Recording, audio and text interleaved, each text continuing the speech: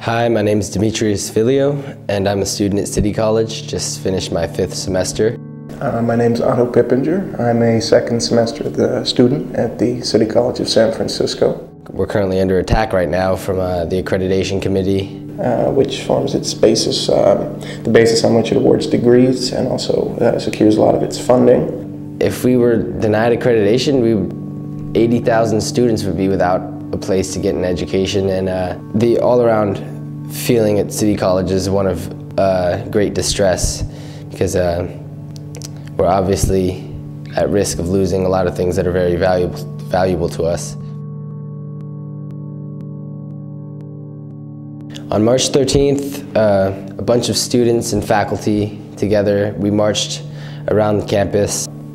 We went over to Conlin Hall, where people had intended to peacefully occupy the first floor of the administration building, Conlin Hall.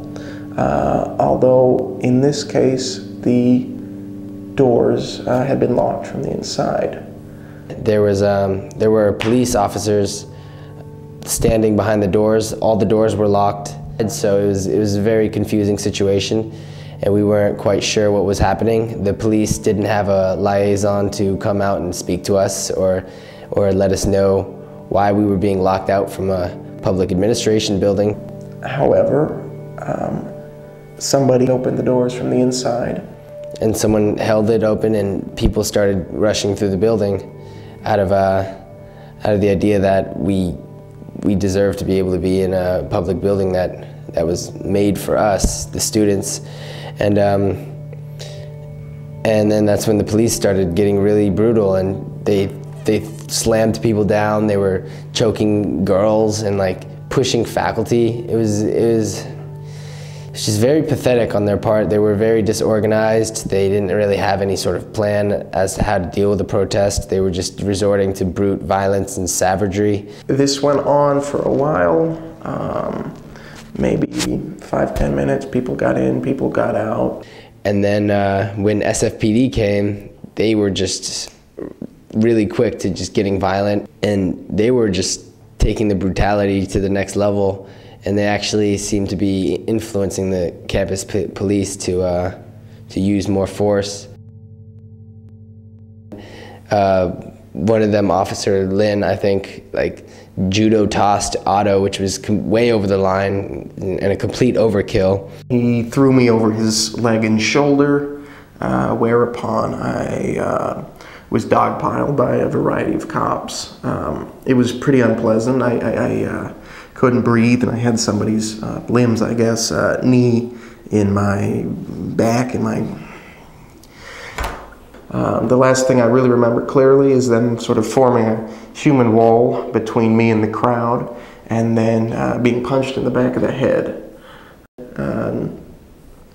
My head kind of bouncing against the cement, and then the next thing I remember, I've been taken into the lobby. They're pushing me. I almost fell when they shoved me into the table.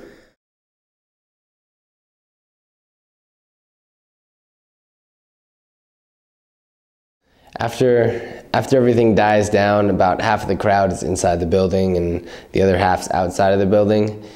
I figured the building was now available for us to be inside, since they were allowing protesters to still continue the sit-in.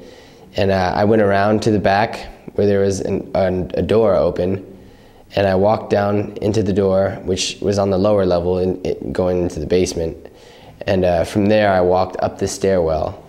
And when I walked out of the door of the stairwell, there was a police officer right there.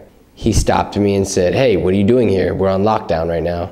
And I said, "Oh, I didn't know it was on lockdown. I thought it was a public building. I'll leave now." And he said, "You can't leave, just wait." And he called his backup, who was Officer Adias, who came and said he's one of the protesters. And that's when they both told me I was under arrest, and they slammed me to the ground and started roughhousing me and twisting my arms up, and then proceeded to pepper spray me for what felt like 10 seconds, and it was extremely painful. I couldn't breathe. My lungs were burning, my face was on fire, and they didn't really seem to have any sympathy for me. They just pushed my face into the puddle of pepper spray and just held it there.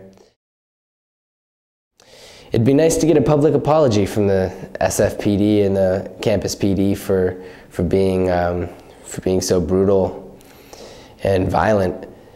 We really just wanted to voice our concerns and be able to speak with administration, be able to have some sort of dialogue with the people who are supposedly leading us.